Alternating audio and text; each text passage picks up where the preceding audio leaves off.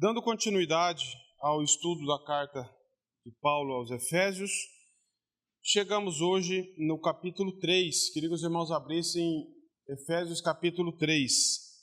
Como que Paulo costuma dividir as suas cartas?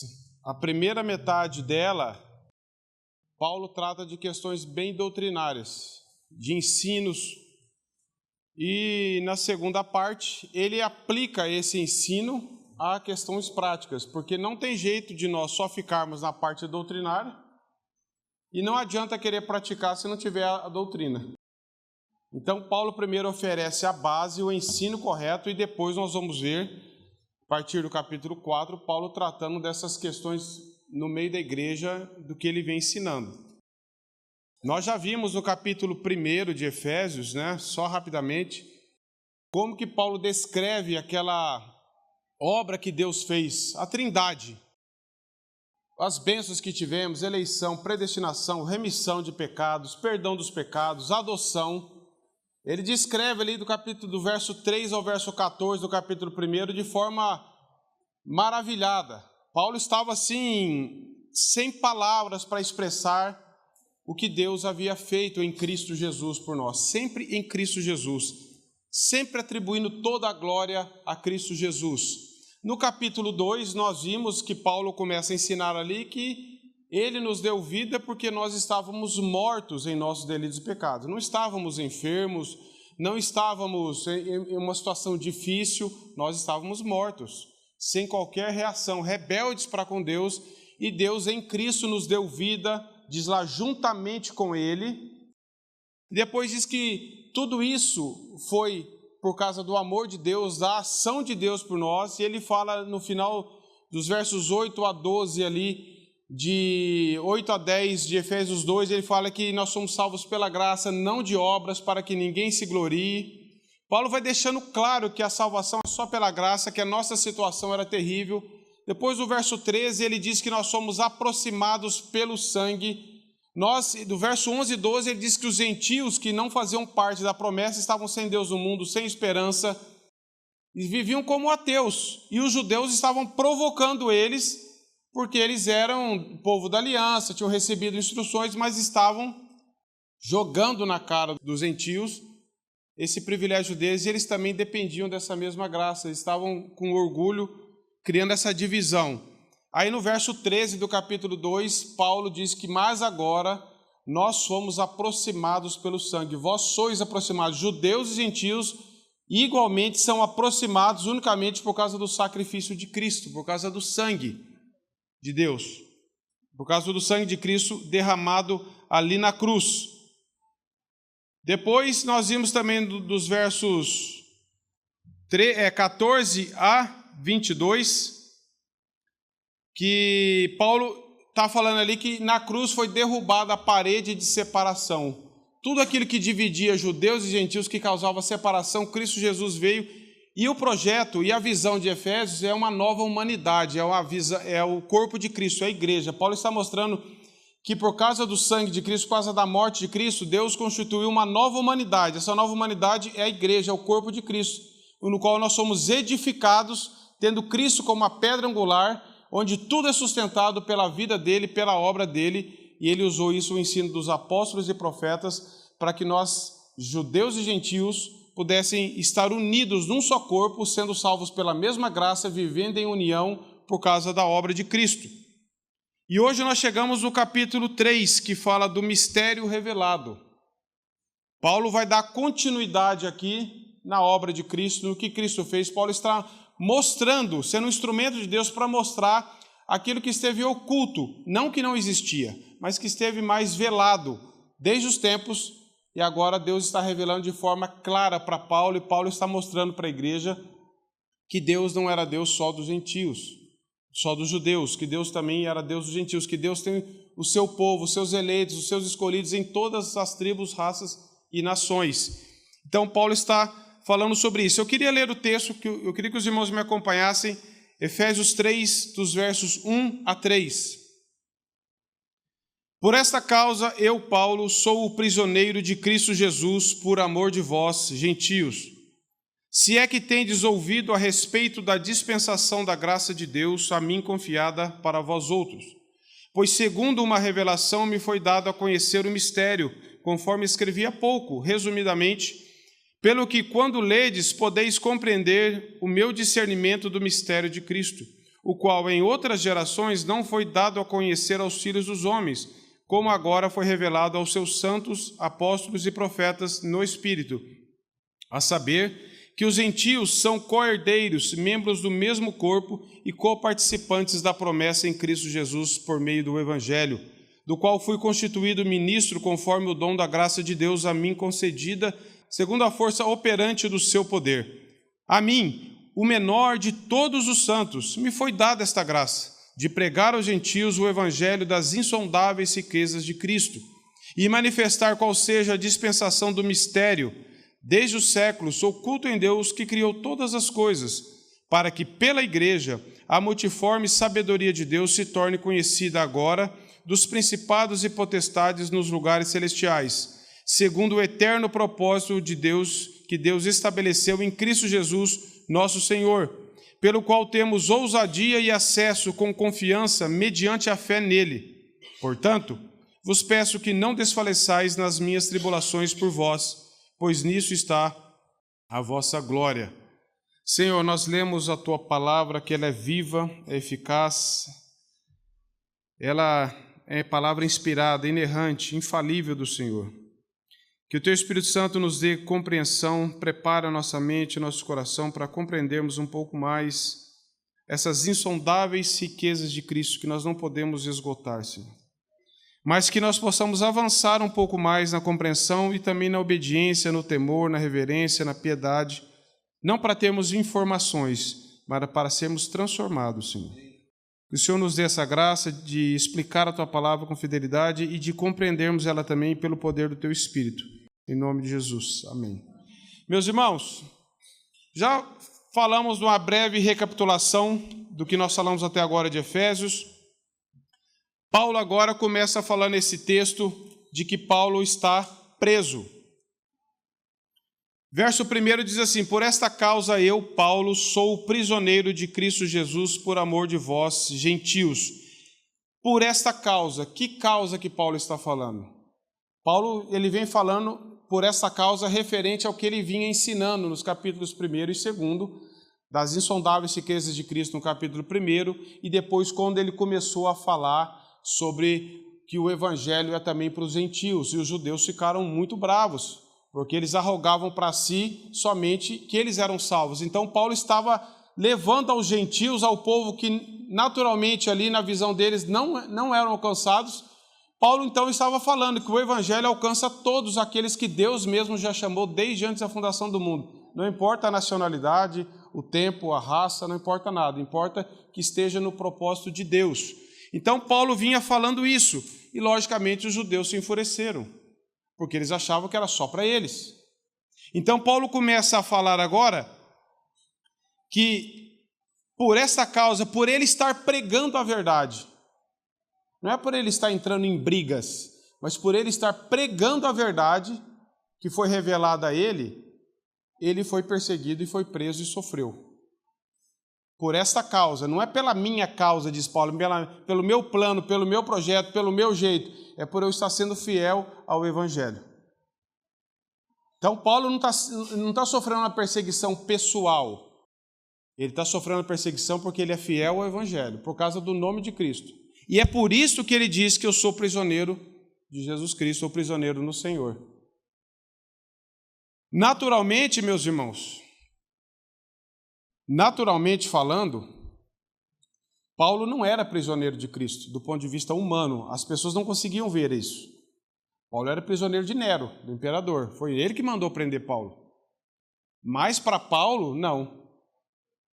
Paulo sabia que acima de tudo isso estava o plano de Deus, e Deus era o governador de todas as coisas.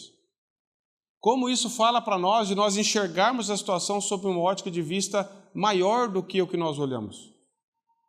Paulo está falando, eu sou prisioneiro de Nero, como que eu faço? Claro que naturalmente Paulo apelava para ser liberto, ele lutava, mas na cabeça dele ele sabia, eu estou aqui por causa de Cristo.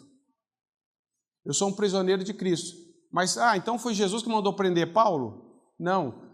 Ele sabia que Jesus já tinha ensinado que todos aqueles que levaram o evangelho fielmente serão perseguidos. E Paulo sabe que essa prisão é resultado de ele estar sendo fiel a Deus. E ele sabia que por causa do nome de Cristo e por amor a Cristo ele estava preso. Então, Paulo nunca pensava nem falava em termos puramente humanos na vida dele. Ele se chamava de apóstolo de Cristo, de ministro de Cristo, de servo de Cristo e até de prisioneiro de Cristo. Porque na visão dele, ele estava servindo ao rei e não a pessoas. Ele estava debaixo do governo de Deus e não humano. Ele estava diante do tribunal de Deus e não tribunal humano. Embora todas as pessoas pudessem estar vendo que Paulo era o prisioneiro ali de Roma, por causa dos judeus que mandaram prender, na cabeça dele ele sabia que a verdade era uma outra. Ele não tinha dúvida com relação a isso, e isso trazia a alegria que ele expressa aqui. Porque quando você percebe que você está passando por algum problema, seja de prisão, seja alguma coisa, e você não consegue compreender que Deus está acima disso, que Deus é soberano, o que vem no nosso coração? Senso de injustiça, de vingança, de raiva. Parece que Deus não está vendo a minha situação. Parece que Deus é impotente para fazer alguma coisa. Agora, Paulo não expressava nenhum tipo de amargura, de rancor, de vingança, porque ele falou assim, isso aqui é Deus. Eu não estou indo contra Deus. Isso aqui não é um julgamento de Deus para mim. Ele via como uma bênção. Ele já falou isso em outras cartas dele. Quando ele fala em Filipenses, aprendi a estar contente em toda e qualquer situação, sem ser humilhado, exaltado, com fome, escassez, não interessa. Por quê? Porque o viver para Paulo era Cristo. Então, essa compreensão primeira, eu poderia ficar só nesse verso 1 hoje, meus irmãos, porque eu fiquei tão maravilhado com essa verdade, de falar que Paulo tinha essa visão que por causa da causa de Deus, ele era um prisioneiro de Cristo. Paulo sabia no íntimo que Nero, embora fosse o imperador romano, não estava acima de Deus. Ninguém está acima de Deus. Nenhum governante, nenhum rei, nenhum imperador, nenhuma nação. Nós lemos lá em Isaías 40 que o profeta fala que as nações, Isaías 40, 15, que as nações são como um vácuo, um pó na balança, menos do que nada. As nações. O que é uma pessoa dentro da nação? Ela disse que são como um pó na balança. Aqui deve ter pó, né? Que possivelmente a gente nem vê. O que significa isso? Ele está falando, as nações são como um pó na balança, não tem peso, não tem influência.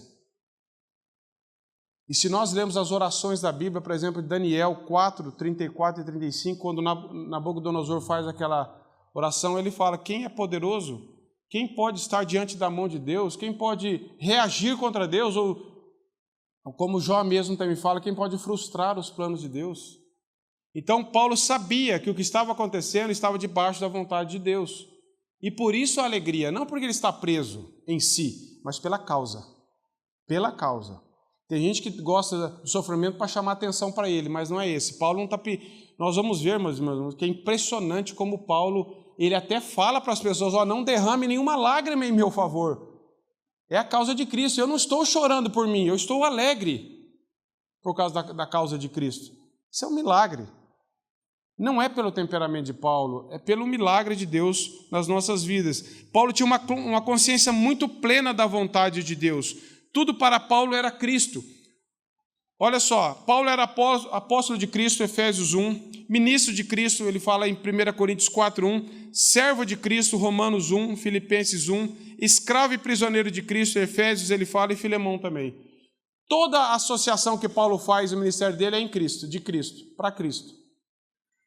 Ele tinha essa visão muito clara. Paulo está na prisão não é por causa do pecado dele, ou porque ele fez anarquia, ou porque ele seguia a Cristo.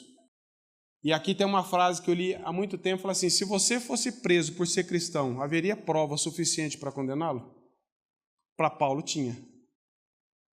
Ouvi falar que o Alexandre é cristão, vamos prender ele. Vamos tentar achar alguma prova que comprove que ele é cristão. Não achamos nada, o estilo de vida dele é o mesmo que os outros, não teria provas. Um exemplo, mas para Paulo tinha muitas provas, porque ele falava do Evangelho, ele vivia o Evangelho. Então isso gerou ódio no coração das pessoas. Não é que Paulo provocou o ódio, é que o evangelho, por revelar o pecado e confrontar, o próprio evangelho confronta as pessoas. Você não precisa ir ferozmente atrás das pessoas, o evangelho é que confronta as pessoas, porque a verdade, ela confronta o pecado. Então, Paulo diz que ele é prisioneiro no Senhor, e ele diz aqui, por amor de vós, gentios. Paulo não está falando assim pela causa dele, ele está falando assim, ó, eu sou prisioneiro do Senhor, porque eu estou falando do evangelho por amor a vocês. Porque se eu tivesse calado, talvez eu não estaria preso. Mas por amor de vós, para que o evangelho chegasse até vocês, gentios, que não faziam parte da aliança, naquela aliança inicial, que é a mesma aliança, que vocês estavam sem Cristo no mundo, vocês estavam sendo desprezados pelos judeus, e eu estou, pela graça de Deus, mostrando que desde a eternidade muitos de vocês fazem parte do plano de Deus. E por causa desta causa, por amor a vocês e não a mim, eu estou preso. Mas ao mesmo tempo que Paulo fala por amor de vós, ele não pede nada em troca. Ele não fala que eles estão devendo favor para ele agora. Olha o que eu estou fazendo por vocês. Amanhã, se eu precisar de um favor... O Paulo não está falando de um amor de troca. Tanto é que ele pede, falou, vocês não precisam se ficar abatidos por minha causa. É por amor de vós, mas primeiro é por amor a Deus. E se é por amor a Deus, nós fazemos por amor às pessoas. E não pedimos nada em troca. Porque Paulo não está falando isso aqui para ter uma carta na manga, falar assim, eu preguei por vocês, fui até preso. Agora, quando eu precisar, eu também quero um favor de vocês. Paulo não tem essa perspectiva, Paulo não tem essa visão. Paulo está dizendo, em outras palavras, para que vocês, efésios, gentios, desfrutassem de liberdade do evangelho, da cruz de Cristo, eu estou preso. E essa prisão que eu tenho, para mim, é uma liberdade. Porque eu sou prisioneiro de Cristo. Para que vocês estivessem livres do pecado de vocês, para que vocês desfrutassem de verdadeira liberdade, eu estou preso. Ele diz no verso 13 desse mesmo capítulo, meus irmãos, olha o que ele diz no verso 13 de Efésios 3. Portanto, vos peço que não desfaleçais nas minhas tribulações por vós, pois nisso está a minha glória. Paulo estava dando um exemplo, meus irmãos, de testemunho, que sofrimento pode vir ao cristão, mesmo quando o cristão não está em pecado. Paulo está falando que sofrimento e cristianismo geralmente andam juntos. Paulo está dizendo que o sofrimento, quando é por causa de Cristo, não o afastará de Cristo. Deus preservará a sua vida em meio ao sofrimento. Se nós pensarmos no sofrimento sem Cristo, nós nos acovardamos. Se nós pensarmos que Cristo está conosco o tempo todo, a nossa segurança está nisso. Que de alguma forma Ele vai nos preservar. Isso chama-se graça futura. O que é a graça futura? A graça passada, nós olhamos para trás, é a mesma graça, o mesmo aspecto. Você olha para trás e vê o que Deus está agindo, como que Deus agiu ao longo da história. Deus nunca abandonou seu povo. E essa graça passada nos faz olhar para a graça presente. Deus está conosco hoje. E a graça futura fala assim, Ele prometeu estar comigo amanhã, quando amanhã chegar. Então isso tira a nossa ansiedade, o nosso medo, porque o problema nosso é nós imaginarmos um amanhã sem Deus. E nós não temos força. Se os mártires olhassem para o futuro, imaginando, vai que eu sou apedrejado, vai que eu sou preso, e Deus, eles também falhariam. Mas Deus nos faz olhar para o problema junto com Ele. E à medida, por isso que Jesus falou, basta cada dia o seu mal. Se nós quisermos antecipar problemas, vai que acontece. Se acontecer, nós entramos num colapso. Mas se nós falamos, Senhor, se acontecer, eu creio que eu não tenho força. Mas o Senhor prometeu, e o Senhor cumpre o que o Senhor prometeu. O Senhor estará comigo, e de alguma forma o Senhor vai me sustentar. Isso é crer na graça futura, de que Deus não nos abandona. Para Paulo, nós vemos isso em toda a vida dele. Salmo 63:3 diz que a graça é melhor do que a vida. Nós vemos isso na vida de Paulo. A vida de Paulo não era melhor do que o cristianismo. O cristianismo, a graça de Deus era acima da vida dele. Ele falou, se eu precisar ser preso, eu vou ser preso. Se eu precisar sofrer por causa de Cristo, eu vou sofrer, porque o amor de Cristo é maior do que o meu amor próprio pela vida. E Paulo não estava buscando o bem-estar dele, porque quem busca bem-estar no cristianismo não está buscando Deus. Muitas vezes nós temos esse bem-estar que foge à compreensão humana. Paulo estava desfrutando de alegria, mas se olha para a vida dele, naturalmente ninguém falaria que ele estava, porque a alegria dele estava no Senhor e não nas circunstâncias. Ele diz a mesma coisa em Colossenses 1:21. Eu vou ler para os irmãos: regozijo-me no que eu padeço por vós, e na minha carne cumpro o resto das aflições de Cristo pelo seu corpo, que é a igreja. Veja que Paulo tinha essa visão de sofrer pela igreja, por amor a Cristo. Em obediência a Deus e por amor a gentios, então Paulo estava preso. E ele diz: sou prisioneiro do Senhor por amor de vós. Paulo não levanta nenhuma suspeita sobre o cuidado de Deus, meus irmãos. Você não vê falando assim, mas precisava estar preso, Senhor?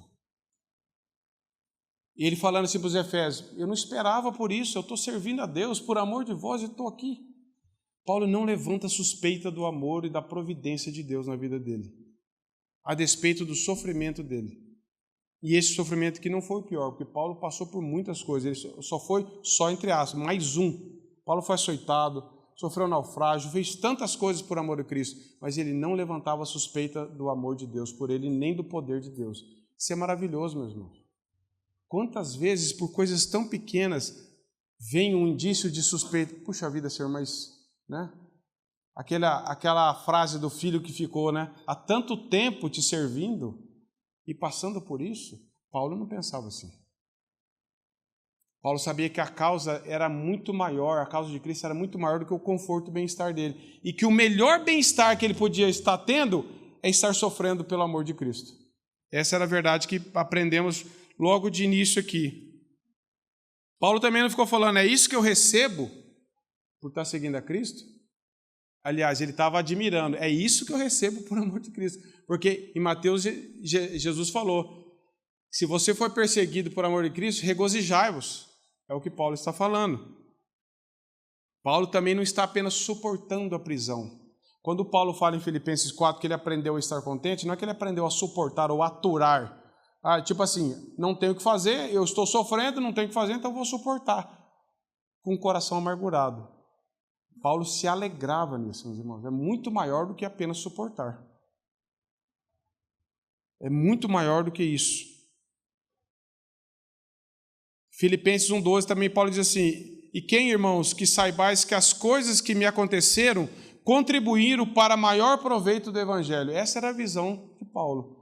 Tudo que está acontecendo comigo, não olhe para mim, olhe para o avanço do Evangelho. Se contribuiu para o avanço do Evangelho, então está tudo bem. Mas não é que Paulo gostava de sofrer, procurava o sofrimento. Hoje eu acordei, hoje está um dia bom, deixa eu procurar alguma coisa. Não é isso. Mas quando vem, ele tinha essa consciência. Se está servindo para o avanço do Evangelho, então o objetivo, Deus tem usado a minha vida para isso. Paulo não negava o sofrimento. Paulo não fazia de conta que estava tudo bem com ele. Paulo não era aquele estoico que não tem sentimento. Não, ele sabia que ele estava sofrendo. Ele sofreu, ele recorreu. Ele sofria dor, ele não gostava do sofrimento pelo sofrimento. Era a causa. E era Cristo nele que o alegrava. Paulo não está falando: não está acontecendo nada comigo, não se preocupe comigo, não está tudo bem comigo. Ele sabia que não estava, as pessoas sabiam que não estava. Mas ele não ficava se vitimizando, com autocomiseração. Coitado, olha para mim, eu como eu sofro. Paulo fala: olha para Cristo, olha para a causa. Paulo não negava isso. Martin Lloyd Jones tem um pensamento, meus irmãos, que ele diz assim: Paulo age assim não porque acontece que ele nasceu com um temperamento tranquilo. Seu temperamento era exatamente o oposto. Paulo era homem que, por natureza, facilmente podia ficar deprimido. Era naturalmente doentio, introspectivo e sensível. Sua paz mental em meio às tribulações não era apenas uma questão de temperamento, mas sim o produto final de um método empregado por ele. Ou seja, quando ele disse que a vida dele era Cristo, então não era questão de temperamento. Fala: Paulo tinha um temperamento diferente do meu. Não é questão de temperamento, é relacionamento com Deus. É isso que nós aprendemos. Filipenses 1:21 diz assim: porquanto para mim o viver é Cristo, o morrer é lucro. Esse homem que falou que o viver é Cristo e o morrer é lucro, é o que falou assim: por amor de vós. E no verso 29 de Filipenses 1, ele diz assim: porque vos foi concedida a graça de padecerdes por Cristo e não somente de crerdes nele. Paulo falou assim: eu tive a graça não apenas de crer em Cristo, mas de sofrer pela fé em Cristo. E essa mesma graça é nos dada, meus irmãos. Não apenas de crer, mas, se necessário, de sofrer pelo nome de Cristo. Hoje é pregado um evangelho que é só alegria, tudo vai dar certo. Vem para a igreja que sua vida vai se transformar. É prosperidade, é cura, é bênção, é bagunça, é tudo. Mas quando nós lemos o evangelho, realmente o cristianismo transforma a nossa vida, mas não sob essa perspectiva. Quando nós lemos esses irmãos aqui falando, o viver para mim é Cristo, a graça que Deus me deu para crer nele é a mesma que vai fazer eu passar a sofrer por amor a ele, esse evangelho, se não for a graça de Deus, ninguém aceita. Ninguém, todo mundo de nós rejeitaríamos se não fosse a graça de Deus. Mas quando Deus atua, quando Deus capacita-nos a crer, de verdade, regenerados, Ele também nos capacita a passar por qualquer coisa por amor a Ele. Sempre estaremos alegres? Não. Então não, olhemos para Cristo, meus irmãos, que quando eu vejo a vida de Paulo, eu falo: Senhor, se eu não me agarrar no Senhor, só de ver isso aqui, eu falo assim: Senhor, não tem condição nenhuma de passar por isso. Mas a nossa confiança tem que estar em Cristo e não em nós. E aqui no verso 2, em diante aqui, do verso 6, ele diz assim, do 2 ao 6: se é que tendes ouvidos a respeito da dispensação da graça, a mim confiada a vós outros. Esse se é que tendes ouvidos não é uma dúvida. Paulo está falando, visto que vocês têm ouvido o que eu tenho ensinado até agora, tá? Não é assim, não sei se vocês têm ouvido, não, é visto que vocês têm ouvido sobre essa dispensação da graça, que Paulo vem falando desde o capítulo 1, o que Deus fez em Cristo Jesus, essa graça maravilhosa, que fez em Cristo Jesus, em mim confiada. Ele está falando que Deus confiou essa graça a ele, para que ele transmitisse às pessoas, para vós outros. E aqui nós vemos, quando Deus encheu o coração de Paulo, quando Deus deu essas revelações para Paulo, essa visão tão grande da igreja, do mistério, não era para ele guardar para ele. Paulo não estava enchendo a cabeça dele, falou: eu estou edificado, os outros eu não sei. Porque para muitos de nós hoje o cristianismo é muito pessoal. Eu estou edificado, mas nós vivemos num corpo, nós precisamos compartilhar o evangelho, tanto para incrédulos quanto entre nós mesmos, para edificação. E Paulo está dizendo, essa graça que foi confiada em mim é para vós outros também. Eu estou sendo instrumento de Deus, não apenas como receptor, mas como transmissor dessa graça. E no verso 3, então ele diz: pois segundo uma revelação que me foi dada a conhecer, o mistério, conforme escrevi há pouco, ou seja, nos capítulos anteriores, resumidamente, claro, não dava para ele colocar de forma completa, mas colocou tudo que Deus quis que nós soubéssemos, pelo que quando ledes, podeis compreender o meu discernimento do mistério de Cristo. E agora ele vai falar que mistério é esse revelado. Que todo mundo gosta de mistério e as religiões falam de mistério. E todo mundo fica atrás de mistério, poucos têm acesso, poucas coisas conhecem, isso é ocultismo, isso é religião esotérica, não é isso que Paulo está falando. Como Paulo combate em Colossenses, que a turma falava que a compreensão era só para umas poucas pessoas tinham acesso a essa verdade, não é isso que Paulo está falando. Paulo está falando que o mistério aqui é alguma coisa que já foi revelada desde a eternidade e que está sendo esclarecida. Não é que era só para ele e que ninguém mais ia ficar sabendo, como se fosse Paulo chamando a atenção para ele. Paulo estava compartilhando alguma coisa que Deus já tinha desde a eternidade, o texto fala, não era um plano B, a salvação dos gentios não era um plano B, não foi uma salvação de última hora para corrigir alguma coisa, está desde a eternidade, é a vontade de Deus. O texto que o Gabriel leu fala, quando Deus chamou Abraão para ele, através da vida dele, muitas nações seriam abençoadas. O Velho Testamento fala muitos textos que os gentios seriam alcançados, mas na vinda de Cristo, na revelação de Cristo, isso foi escancarado. Que realmente era isso, quando Cristo veio, acabou essa divisão, acabou essa dúvida. É isso que Paulo está falando, pelo que quando ledes, podeis compreender o meu discernimento do mistério de Cristo. Que mistério? Ele vai falar no verso 5 e 6. Os irmãos acompanham, por favor. O qual em outras gerações não foi dado a conhecer aos filhos dos homens, como agora foi revelado aos seus santos apóstolos e profetas no Espírito, a saber, Qual mistério? A saber que os gentios são co-herdeiros, membros do mesmo corpo e coparticipantes da promessa em Cristo Jesus por meio do Evangelho. Então, o que nós temos que entender é que Paulo estava dizendo, está muito claro, perfeitamente claro com a vinda de Cristo, que o Evangelho não era só para os judeus, que desde a eternidade Deus já tinha esse plano de ter seus eleitos em várias nações, em todos os povos da terra Deus tem os seus eleitos. E porque Paulo pregava isso, ele foi perseguido. Esse mistério que já estava no coração de Deus desde a eternidade, que agora foi revelado de forma clara em Cristo, isso gerou confusão na vida deles. Olha o que diz João Calvino. As palavras de Paulo não devem ser entendidas como significando que não havia nenhum conhecimento a respeito dessas questões antes da vinda de Cristo. Sempre houve alguns israelitas que conheciam que quando o Messias viesse, a graça de Deus seria proclamada a todo mundo. E eles aguardavam a restauração toda da raça humana. Os próprios profetas proclamaram isso, mas deixaram indeterminados o tempo e o modo como isso seria cumprido. Eles sabiam que Deus, de uma maneira ou de outra, se comunicaria com os gentios, mas quando ou como isso aconteceria estava oculto aos olhos deles. Jesus disse o mesmo aos discípulos, em João 10, Marcos 16 e Atos 1. Mas até que realmente aconteceu, eles não tinham uma compreensão real do que significava. Assim, não há nada de estranho em Paulo chamar a isso de mistério e em dizer que estava escondido. Sempre existiu isso, desde Gênesis, que os gentios também estavam incluídos no plano da aliança, mas Deus foi revelando isso ao longo. E o mistério revelado não é apenas, meus irmãos, que não havia diferença entre judeus e gentios. É mais do que isso. Se nós lermos aí o verso 6, diz assim, a saber que os gentios, não é para querer só falar, os judeus e gentios devem ser amigos. Não é isso. Olha só o que o texto fala. A saber que os gentios são co-herdeiros, ou seja, têm a mesma herança em Cristo. Os gentios são membros do mesmo corpo. Uma pessoa pode receber uma herança e não ser da família, naturalmente falando.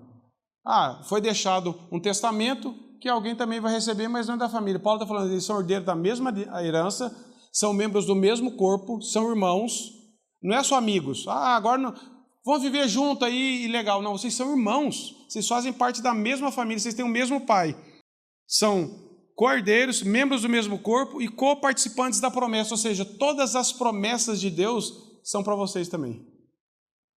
Isso é acabar com qualquer divisão. Não havia classe. Os judeus recebem mais que os gentios, porque os gentios foram salvos no 45 de segundo tempo. Não é isso. Vocês têm o mesmo acesso, os mesmos privilégios, os mesmos direitos e deveres como cristãos, porque se foram aproximados pelo mesmo sangue, são da família de Deus, são cordeiros e não há divisão, não há classe entre cristãos. E isso, se não fosse a graça de Deus, trouxe mais revolta dos judeus para os gentios ainda. Como assim? Aquelas promessas que eram para nós, agora para esse povo aqui também, agora o judeu que foi salvo, ele dava graça a Deus por isso aí, porque ele teve um coração regenerado. Os judeus que estavam presos à religião ainda tentavam ser contra isso, porque eles estavam agarrados que eles mereciam e os gentios não. Mas quando nós somos realmente alcançados pela graça, o nosso coração se alegra quando alguém é inserido no corpo de Cristo. Eu não fico com divisão. Mas aquele não merece. Se eu tenho essa sensação no meu coração, que graça é essa que me alcançou, que acha que eu mereço e os outros não? Então, esse senso de justiça própria, o Evangelho vai tirando do nosso coração. E os judeus que realmente tinham sido convertidos se alegravam por isso. Tudo isso em Cristo Jesus e por meio do Evangelho. Ao final do verso 6, co-participantes da promessa em Cristo Jesus por meio do Evangelho. Tudo Paulo centralizava em Cristo e na promessa de Cristo. Não era um argumento dele. Ele não estava tentando resolver alguma coisa que já não tinha sido resolvida por Deus desde a eternidade. Resumindo, então, o mistério de Cristo é a união completa entre judeus e gentios através da união de ambos com Cristo. Por isso que no verso 13 fala que, mas vós fostes aproximados pelo sangue. Todo mundo que foi salvo, foi aproximado de Cristo, foi pelo sangue, não foi por obras. Por isso que Paulo mesmo fala, não é por obras para que ninguém se glorie. Se você e eu estamos nos gloriando, é porque nós achamos que é por obra, então nós não fomos salvos ainda. Se nós cremos que é por graça, eu não tenho que me achar melhor do que ninguém. Por isso que Paulo está falando, é em Cristo. Por isso que nós não podemos pensar nada a respeito da nossa salvação como nós tenhamos contribuído para alguma coisa, meus irmãos. E do verso 7, Paulo começa a falar então, do qual fui constituído ministro conforme o dom da graça de Deus, a mim concedida segundo a força operante do seu poder. Veja só, meus irmãos, preste atenção nessas expressões que Paulo coloca, que obviamente não é por acaso. Verso 7, do qual fui constituído ministro. Paulo tem a convicção de que ele foi constituído, ele não se constituiu, ele não acordou um dia e falou, hoje eu vou ser ministro de Cristo, hoje eu vou sair por ele na minha força de vontade. Nós vemos quando em Atos 9 ele foi alcançado lá. Nós sabemos o que ele estava fazendo até ser alcançado. Ele também sabia disso, por isso que a consciência dele, ele fala que é o menor dos santos, ele vai falar aqui. Porque ele falou assim, se eu olhar para o meu passado, eu vou me gloriar no que eu matava, eu estava atrás de cristão matando, eu estava indo para Damasco matar e Deus me converteu. Como que ele vai se gloriar? Se você e eu, já falamos sobre isso, nos esquecemos de quem nós éramos, mortos em delitos e pecados, a gente começa a se vangloriar, mas Deus mantém isso muito vivo na mente de Paulo. Paulo não se gloria, e olha o que Deus fez nesse homem, esse homem estava matando gente, agora Deus usou ele de forma magnífica, e ele não teve soberba. Eu estava essa semana num sebo, sexta-feira, onde eu gosto de garimpar uns livros para ver, e eu vi um livro lá de um autor cristão que eu gosto muito de ler, e o rapaz que atende lá é de uma igreja também, e ele falou assim para mim, nossa, esse homem aqui, que demonstra uma humildade, ele é muito erudito, mas eu já conversei com ele, e às vezes vem um outro aqui que aprende uma expressão em grego, mas esbanja uma arrogância, porque aprendeu umas expressões em grego ali, em hebraico. E eu falei, esse homem aqui, ele sabe tanta coisa, e você vai conversar com ele, parece que... Agora você imagine Paulo, que teve revelação de Deus, ele falou que ele recebeu o evangelho direto de Cristo, como estava sendo usado por Deus para plantar a igreja, para a salvação das pessoas, e ele tem uma convicção de que tudo isso foi dado a ele não mereceu. Verso 7, foi constituído ministro conforme o dom da graça de Deus.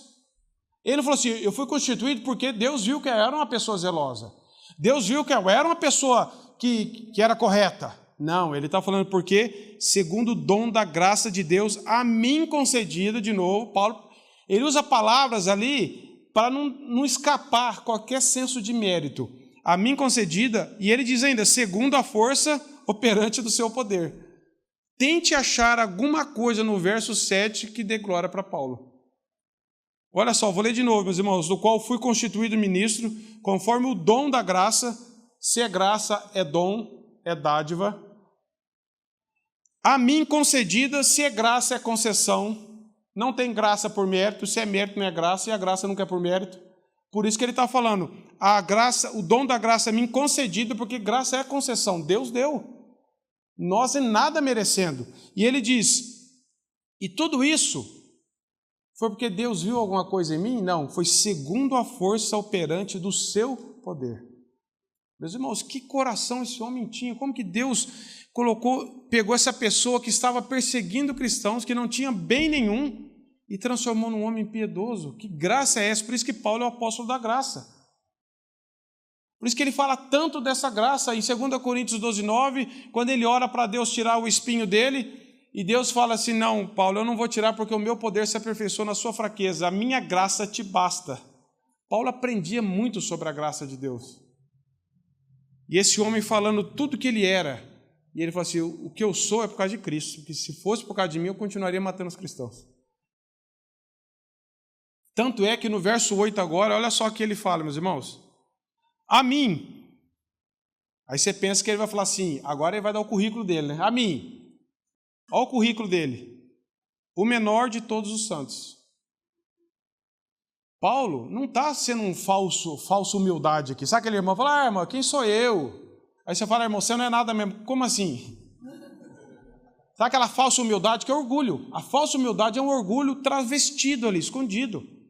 E muitas vezes a gente se vende de humilde com a falsa humildade. Não, o que é isso? Mas por dentro nós estamos vibrando. Paulo não está sendo assim.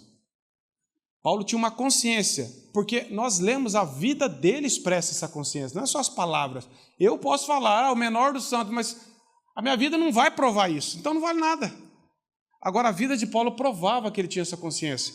A mim, o menor de todos os santos, de novo, meus irmãos, olha o que ele fala, me foi dada a graça. De novo ele falando, me foi dada, a graça é concessão, é dádiva de Deus. A graça de pregar aos gentios o evangelho das insondáveis riquezas de Cristo. Olha o contraste. Paulo diz assim, a mim, o menor de todos os santos, ponto, não precisa ficar falando muito de mim. Me foi dada a graça do quê? Essa graça de pregar. Paulo não pregava na sabedoria humana, Paulo não pregava no poder das palavras dele, embora ele fosse muito culto, ele pregava pela graça de Deus, dependendo da graça de Deus, de pregar aos gentios. O que ele pregava? A experiência dele. Paulo pregava, olha para a minha vida, como eu era, como eu sou, não. O que ele pregava? O evangelho das insondáveis riquezas de Cristo. Paulo se coloca no lugar, eu sou o menor, agora eu vou exaltar as insondáveis riquezas de Cristo. Ou seja, não dá para chegar ao fundo, não dá para medir, é imensurável.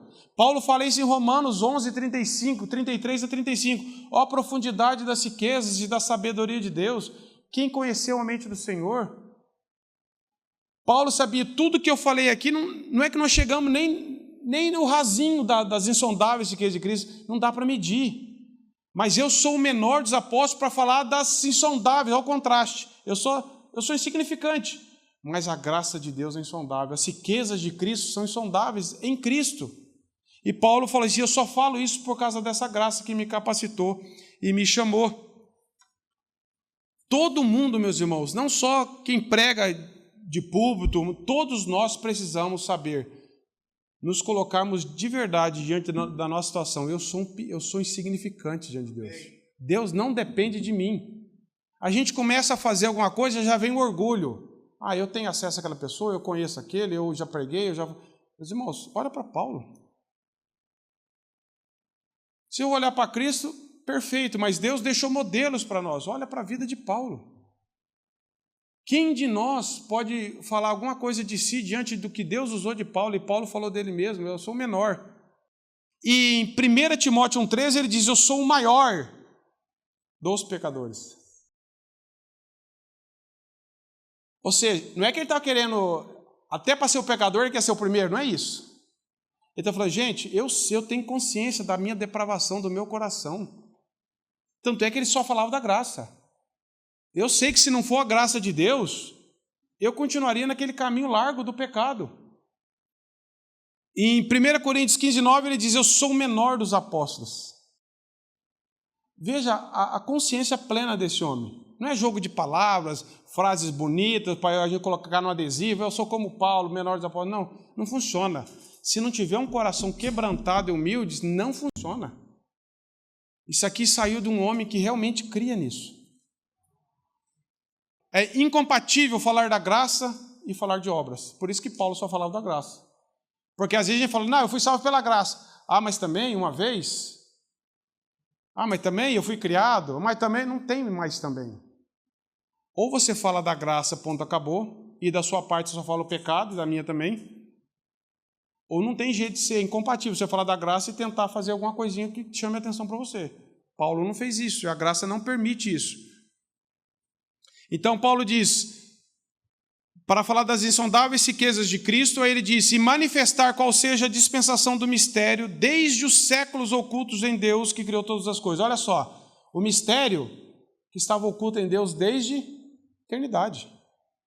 Não é agora, eu não estou inventando um negócio novo, isso já existia, já estava no coração de Deus, isso daí.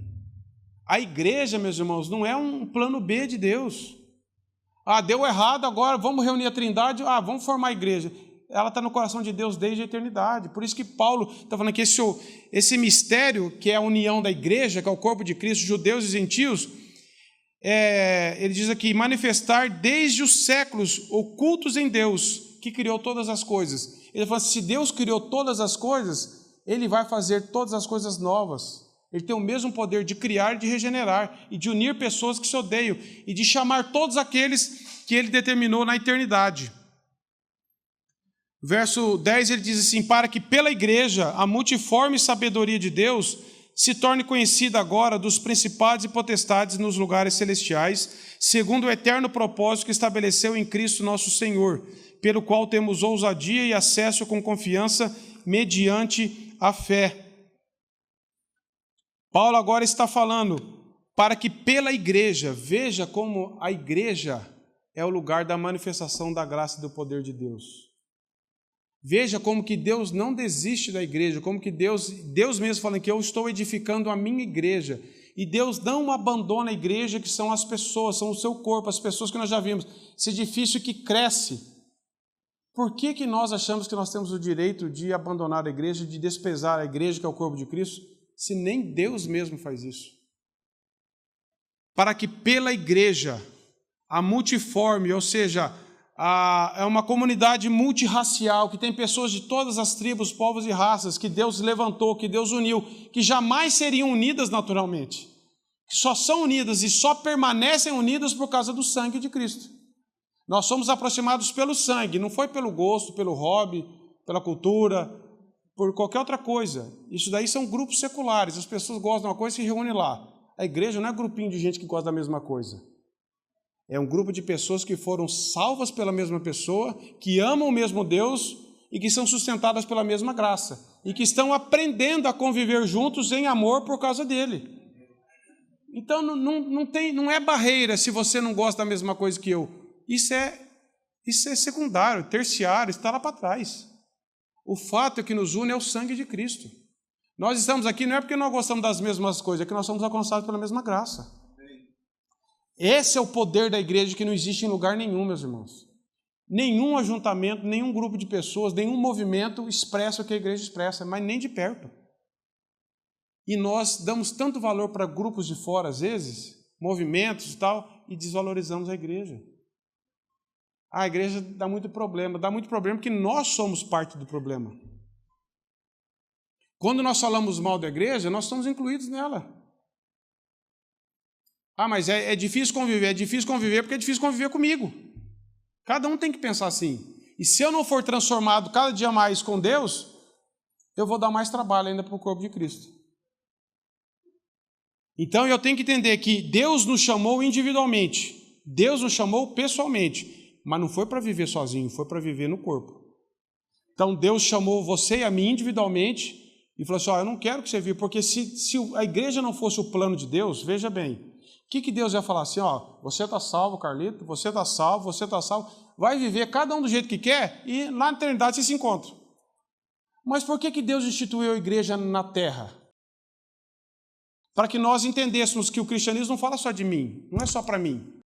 Eu estou inserido num corpo, eu faço parte de um corpo de Cristo, eu tenho que estar reunido e crescendo junto com o corpo de Cristo, porque é ali que Deus trata com os meus pecados, é ali que Deus me edifica, é ali que Deus que usa as pessoas e me usa para nós crescermos expressando a glória de Deus. Por isso que abandonar a igreja é você falar, Senhor, o teu plano não é muito bom, é melhor viver sozinho. Em outras palavras, é isso que nós falamos. Mas dá muito trabalho, porque nós estamos dando muito trabalho para Deus nesse sentido. Eu não quero reconhecer meu pecado, eu não quero encher do Espírito para que o fruto do Espírito apareça em mim. Eu estou cheio de carnalidade, eu comecei a ser vingativo, maldizente, cheio de justiça própria, tem que ser do meu jeito. Mas nós estamos aprendendo como igreja, né? Como pedras no rio que vão se esfregando e tirando as quinas e vão cada vez mais expressando essa realidade. Então, Deus aqui está falando que o que foi oculto desde a eternidade. Aí ele diz no verso 11, segundo o eterno propósito que estabeleceu em Cristo. Os irmãos separam do eterno propósito, não foi de última hora, não foi um mistério que surgiu agora para Paulo, do eterno propósito em Cristo. Isso já estava na eternidade, pelo qual temos ousadia, ou seja, nós não precisamos ter medo, no sentido de de nos aproximarmos de Cristo, mas nós fazemos isso com reverência, com coragem, não por nossos méritos, unicamente pelos méritos de Cristo. Nós temos ousadia, nós temos acesso. Como que nós temos acesso a Deus, meus irmãos? Pelo sangue de Cristo. Alguém só pode se aproximar de Deus se for pelo sangue de Cristo, senão todos nós seremos exterminados. Nós temos ousadia nesse acesso, não porque eu descobri um jeito, mas porque eu fui aproximado pelo sangue. Eu tenho ousadia e acesso a Deus pelo sangue de Cristo. E o texto diz, com confiança, não é autoconfiante, é com confiança nele. Eu confio na obra de Cristo, no sangue dele, no que ele fez por mim. Eu confio plenamente que isso me dá acesso a ele mediante a fé que ele mesmo me deu. O texto diz, com confiança mediante a fé. Não é nada de mim, não é nada por mim. É por causa de Cristo que eu tenho esse acesso, ousadia, aproximação. E ele diz, ele volta a falar aqui no verso 13, portanto, vos peço que não desfaleceis nas minhas tribulações por vós, pois nisso está a vossa glória. Paulo está falando só, diante de tudo isso, meus irmãos, ele está falando para os Efésios e para nós hoje. Não fiquem se lamentando por minha causa.